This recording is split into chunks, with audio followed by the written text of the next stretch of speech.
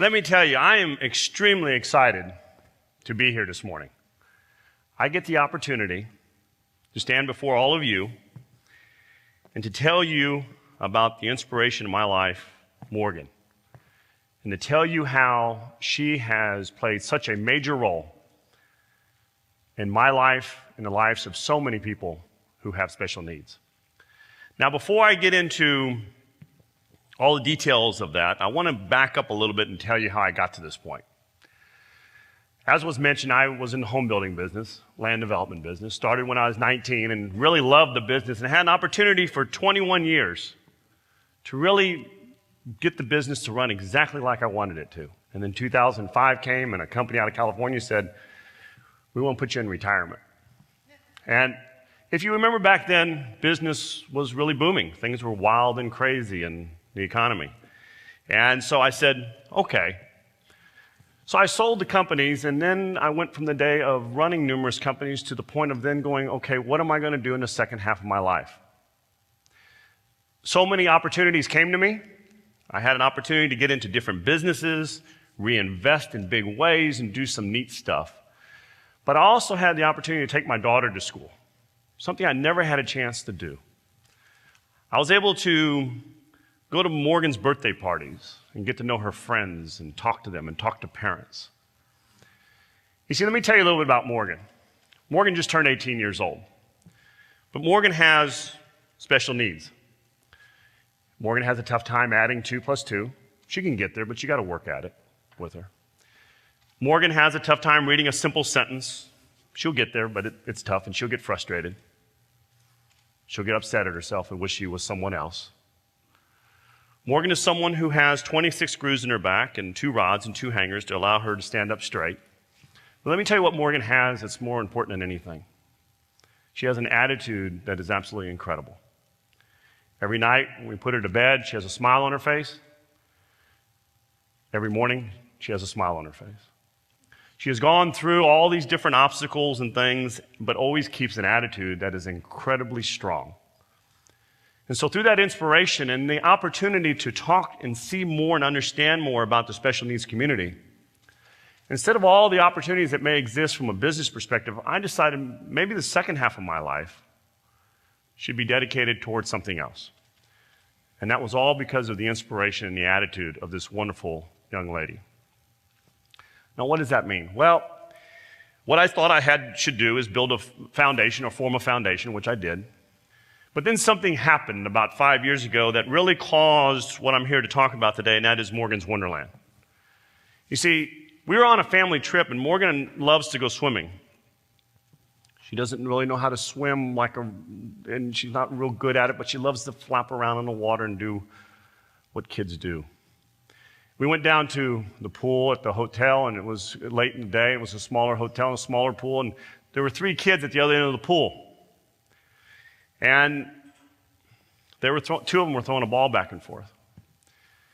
And Morgan and I were in the pool. I got out, and Morgan, I saw, was slowly inching her way over. And she wanted to play with those kids. She couldn't tell them that. She didn't know how to really bring about that interaction. So what happened is Morgan started moving closer and closer. She eventually hit the ball. She got that close, and the kids were looking at her like, what are you doing? Morgan just wanted to play. What happened at that point is where this all happened. Those nice kids grabbed the ball, and they all got out of the pool.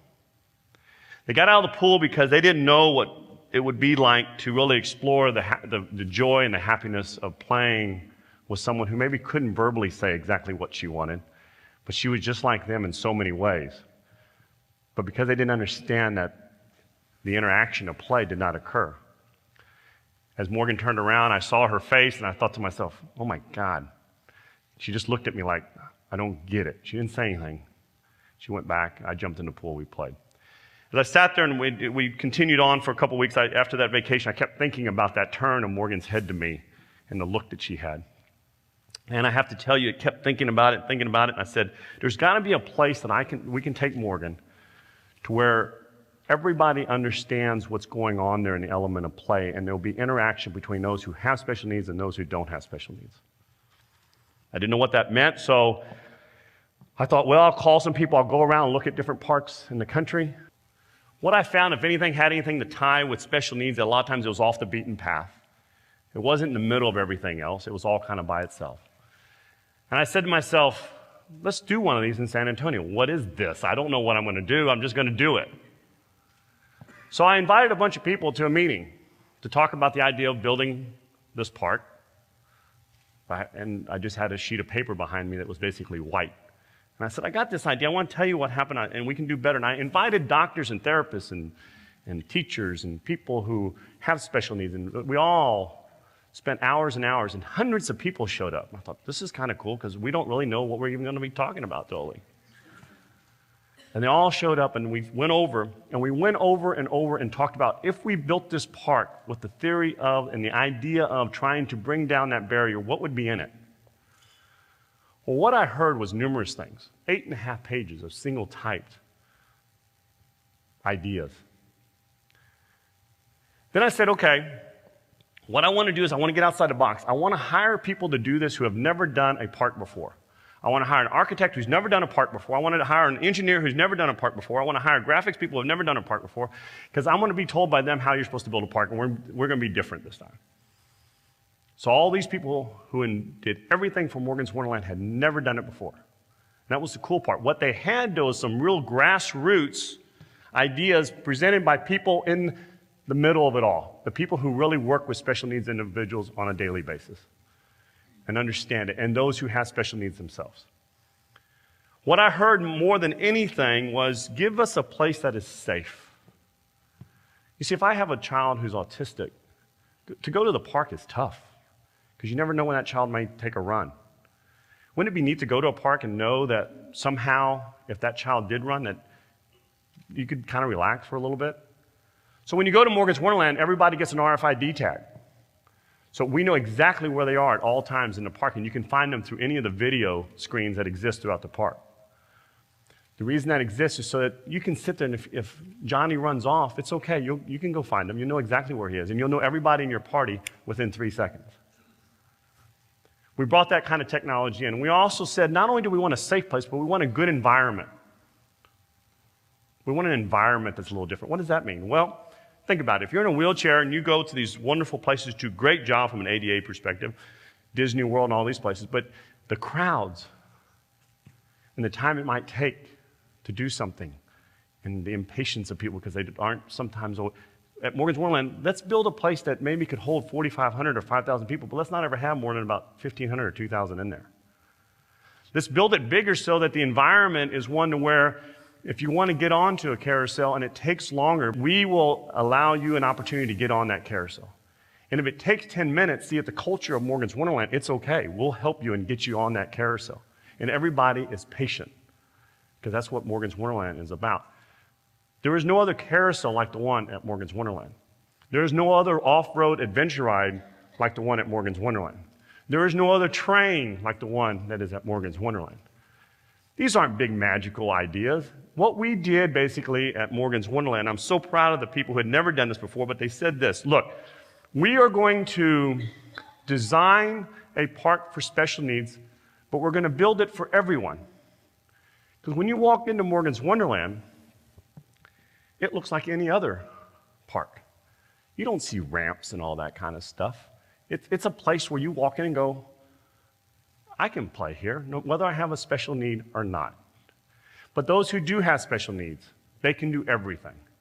We take the most fragile children and adults, those who are on ventilators, those who sometimes, unfortunately, just have 3 days to live, who say it, and the family says, can they come over there and have an opportunity? We had a child come to Morgan's Wonderland that 3 days before he died, he had an opportunity, he smiled. He had that because he was able to do what he wanted to do, and the family knew what he wanted to do, and he couldn't have done it anywhere else in the world except at this unique park. Now, as I talked earlier, when I got to know Morgan's friends and families and stuff, what I found out is Morgan was really one of the lucky ones. You see, Morgan has what she needs. She has a physical therapist and the doctors and all that, because I've been blessed to be able to give that to her. But see, I've noticed that many times those with special needs don't have always all those economic opportunities to give their child or those who they care for what they really need. So we made it early on a commitment that anyone who comes to Morgan's Wonderland always comes for free. Always comes for free. And it doesn't matter, we don't look it up in a book and define what special needs is. If you say you have a special need when you come to the front, you get in for free. We figure if you lie about it, you have a special need. And so it's our approach to saying we are here because we're going to give you a break, and we're going to allow it the opportunity that if you want to come to this park 30 times a year, you come to the park 30 times a year. And you can ride the train 7 times if you want to. And we have some children who just stay on the train the whole time. That's what they want. That consistency is what they like. At another place, could they do that? No. No. I have to tell you a story about Morgan that kind of gives you a sense of what a place like this does. And people always ask me, what does Morgan like to do when she goes to the park? Well, at first, all she would do is go on the swings. We have 35 swings, 5 different kinds. Whether you're in a wheelchair or whatever your physical or mental special need may be, you can swing at Morgan's Wonderland. Morgan would just go on the swings. I said, Morgan, let's go on the carousel. No. She wouldn't get close to it. She was scared of it. So Morgan, let's go. No. Okay, Morgan, let's go stand next to the carousel. Okay, finally she did that.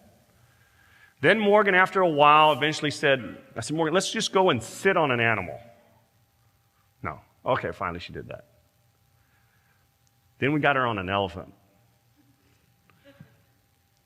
Couldn't go. Just, we'll sit on it. And then getting her off the elephant was interesting. We'll go into that. But then, the next time we went, Morgan said, wanted to go to the carousel. And when she went to the carousel, now she'd get on it and she would go one time real slow. Remember, everybody else is in the park and enjoying the park with her at this point. No pressure. There's no pressure. It's just simply. But here's the neat thing. Morgan now, when she goes to the park, goes to the carousel first and rides it on her own. Okay, well, why is that a big deal? Well, Morgan now, when she finished it the first time, she looked at me and said, are you proud of me, Dad? Yeah, and that's what happens at Morgan's Wonderland. You take a child who, it seems like a small thing to ride on a carousel, that's a big deal. Little things are big things. And at Morgan's Wonderland, through play, they learn. They learn that they have the opportunity to achieve something, just as even if it's a small thing, just riding a carousel. Morgan doesn't want me near the carousel when she rides now, because she does it independently. And it's taught her something. And on the 26 different attractions that fit in this $35 million park, ultra-accessible park, it gives opportunities to thousands, tens of thousands. And I'm happy to say over 200,000 people in such a short period have already been through the park. Not just from here. Matter of fact, 1 out of 2 people who come to this park don't even come from this area. They come from outside here. They come from outside this state. They come from outside this country. 34 different countries have been represented at Morgan's Wonderland already. And here's the neat thing. We don't have a marketing budget. It's all done by word of mouth because those who have special needs and those who are caregivers and those who are involved in this whole thing are really tight-knit people and they're starving for something like this. I didn't know that at first. I knew there, but I did after I had that first meeting where everybody said, yeah, there's something here. But what was the neatest thing about that meeting is once that happened and started, is that how this community and the community even outside the city all joined together. You see, we just started this idea in 2007 when we actually started saying, let's talk about this. We finished it 39 months later. We'd raised almost all the money. We were about $5-6 million still short of raising all the full $35 million. But we did it because of passionate people who came together quickly and said, the time has been too long for something like this. Remember, 5.5% of the population requires assistance every day or they cannot make it through their 15% of the population has special needs. We're not talking a million people. We're talking 50 million people in this country who are special needs. It's a big, big number. And we're just scratching the surface. Since we don't have a marketing budget, it's word of mouth, but we are seeing people come from all over and finding all ways. Make-A-Wish, we are one of the top locations for Make-A-Wish. People come here because this is a place, they can go anywhere, but Morgan's Wonderland is special. It is a special place for our special friends. And for all those, it's not just about the special needs individual, though. It's about everybody being able to play together. 3 out of 4 people who come to Morgan's Wonderland don't have a special need. You see, they join in with those who have a special need, and it brings down that barrier that happened in that pool. Because then that child who is 21 years old, who has the mental capacity of a 5-year-old, who's playing in that sand circle, feels very comfortable, and he's got 8-year-olds and 12-year-olds playing right around him. And that brings down that barrier, and that allows him, who could go nowhere else and play in a sand circle, the opportunity to do that, but do it in an environment that he loves, a place that he feels safe, his family feels comfortable, and everybody is working in conjunction for the element of inclusion. That's Morgan's Wonderland.